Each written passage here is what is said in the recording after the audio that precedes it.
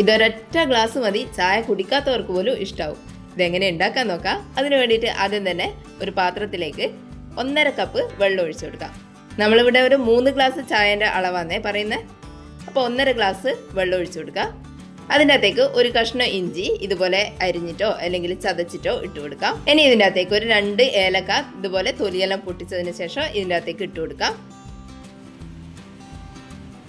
ഇതുപോലെ ഒന്ന് തിളച്ച് വരുന്നവരെ വെയിറ്റ് ചെയ്യാം. നന്നായിട്ട് തിളച്ച് വന്നു കഴിഞ്ഞാൽ ഇതിൻ്റെ അകത്തേക്ക് ഒരു 2 ടീസ്പൂൺ ചായപ്പൊടി ഇട്ട് കൊടുക്കാം.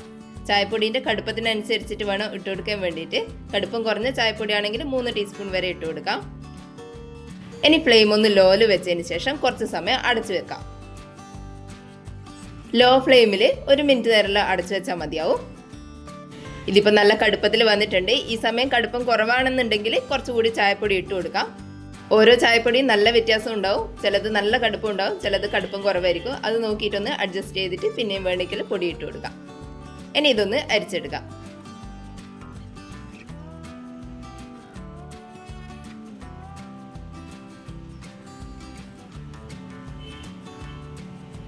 ഇനി അതേ പാത്രത്തിലേക്ക് തന്നെ ഒരു 2 കപ്പ് പാൽ ഒഴിച്ചു കൊടുക്കാം.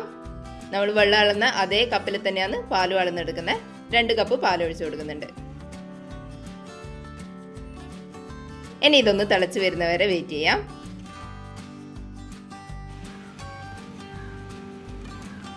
ഇതുപോലെ പാല് നന്നായിട്ട് തിളച്ച് വന്നു കഴിഞ്ഞാൽ ഇതിൻ്റെ അകത്തേക്ക് നമ്മൾ അരിച്ചു വെച്ചിട്ടുള്ള കട്ടൻ ചായ ഒഴിച്ചു കൊടുക്കാം.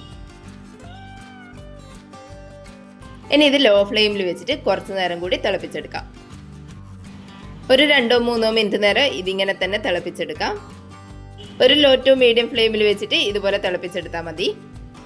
ഇനി ഇതിൻ്റെ അകത്തേക്ക് ആവശ്യത്തിന് പഞ്ചസാര ഇട്ട് കൊടുക്കുക. ഓരോരുത്തരുടെ മധുരത്തിനനുസരിച്ചിട്ട് അത് അഡ്ജസ്റ്റ് ചെയ്യാം. ഞാനിവിടെ ഒരു ടേബിൾ സ്പൂൺ ഫുള്ളായിട്ട് എടുത്തിട്ടില്ല, അതിൽ കുറച്ച് കുറവ് ഇട്ട് കൊടുത്തിട്ടുണ്ട്. ഇനി ഇതൊന്ന് ഇളക്കി കൊടുക്കാം.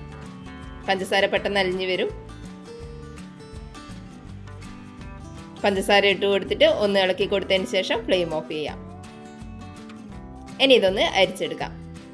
പാലിൻ്റെ പാടയോ പൊടീൻ്റെ എന്തെങ്കിലും ബാക്കിയോ ഉണ്ടെങ്കിൽ അതൊന്ന് പോകാൻ വേണ്ടിയിട്ട് ഒന്നുകൂടി ഒന്ന് അരിച്ചെടുക്കാം.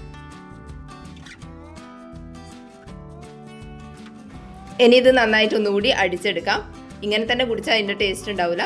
വേറെ ഒരു പാത്രം വെച്ചിട്ട് നല്ല ഹൈറ്റിൽ വെച്ചിട്ട് ഒന്ന് ഇതുപോലെ അങ്ങോട്ടും ഇങ്ങോട്ടും ഒഴിച്ചു കൊടുക്കാം. ഒരു 2-3 തവണ ഒഴിച്ചു കൊടുത്താൽ മതിയാവും. ഇത്രയേ ഉള്ളൂ. നല്ല അടിപൊളി ചായ റെഡി ആയിട്ടുണ്ട്. ചായയല്ലേ ഇത്ര കോംപ്ലിക്കേറ്റഡ് ആക്കണോ? പാലും വെള്ളവും ചായപ്പൊടിയും പഞ്ചസാരയെല്ലാം ഒരുമിച്ചിട്ട് ഇട്ടിട്ട് അരിച്ചെടുത്താൽ പോരെന്ന് ആർക്കെങ്കിലും തോന്നുകയാണെങ്കിൽ ഇതുപോലെ ഒന്ന് ഉണ്ടാക്കി നോക്കണേ.